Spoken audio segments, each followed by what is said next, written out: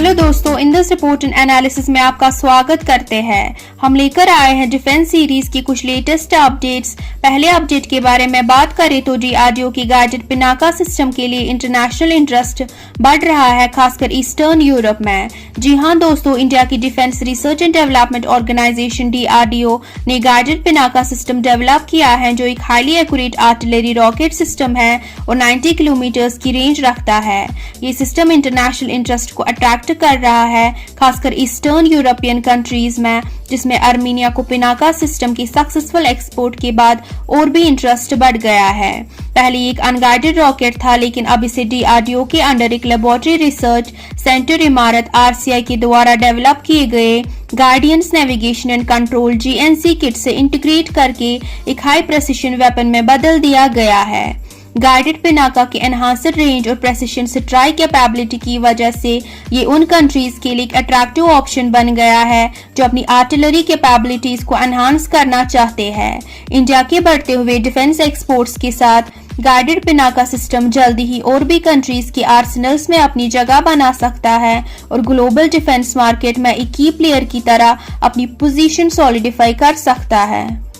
एक और अपडेट के बारे में बात करें तो इंडिया ने न्यूक्लियर कैपेबल पृथ्वी सेकंड का सक्सेसफुल नाइट टेस्ट कंडक्ट किया है।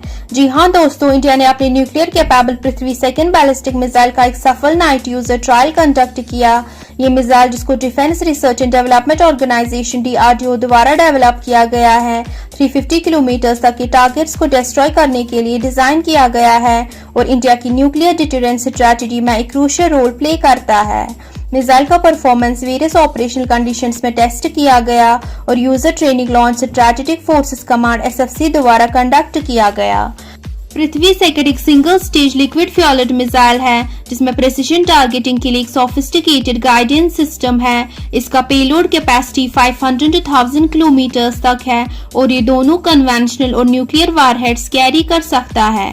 पृथ्वी सीरीज, जिसमें पृथ्वी सेकंड भी शामिल है, इंडिया की मिसाइल आर्सेनल का एक क्रिटिकल कंपोनेंट रही है, जो कंट्री की क्रेडिबल मिनिमम डिटेरेंस पोस्चर में कंट्रीब्यूट करता है। मिसाइल की फ्लेक्सिबिलिटी इन डिप्लॉयमेंट और वैरायटी ऑफ वारहेड्स डिलीवर करने की एबिलिटी से इंडिया के टैक्टिकल और स्ट्रैटेजिक ऑप्शंस कॉन्फ्लिक्ट के टाइम और भी स्ट्रॉन्ग हो जाते हैं। आखिरी अपडेट के बारे में बात करें तो IAF C-130 मुनिशंस के साथ मिनी बॉम्बर पोटेंशियल को एक्सप्लोर कर रहा है।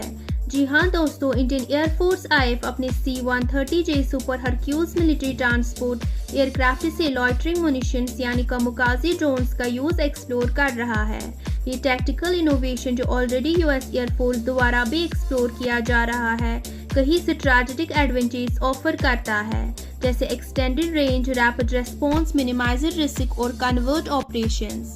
IAF एक प्राइवेट कंपनी के साथ मिलकर एक ग्लाइडर मदरशिप पॉड डेवलप कर रहा है, जो C-130 से 3 to 4 लॉइटरिंग मुनिशंस लॉन्च कर सकता है। इस पोड की रेंज 100 किलोमीटर से बढ़कर 200 किलोमीटर तक हो जाती है, जिससे एनिमी एयर स्पेस में और भी अंदर तक जाकर टारगेट्स को स्ट्राइक कर सकता है। एक सिंगल C-130 एयरक्राफ्ट तकरीबन 30 पॉड्स कैरी कर सकता है, जिसे IAF अपनी ऑपरेशनल फ्लेक्सिबिलिटी, रेस्पॉन्स टाइम और मिशन इफेक्टिवनेस को एनहांस करना चाहता है। लोकल डिफेंस कंपनीज के साथ कोलैबोरेशन करके IAF फ्यूचर कॉम्बैट सिनेरियोज में एक ग्राउंड ब्रेकिंग टैक्टिकल एज हासिल करने के लिए तैयार है। आज के अपडेट्स में बस इतना ही। मिलते हैं अगली अपडेट्स के साथ अगली वीडियो में।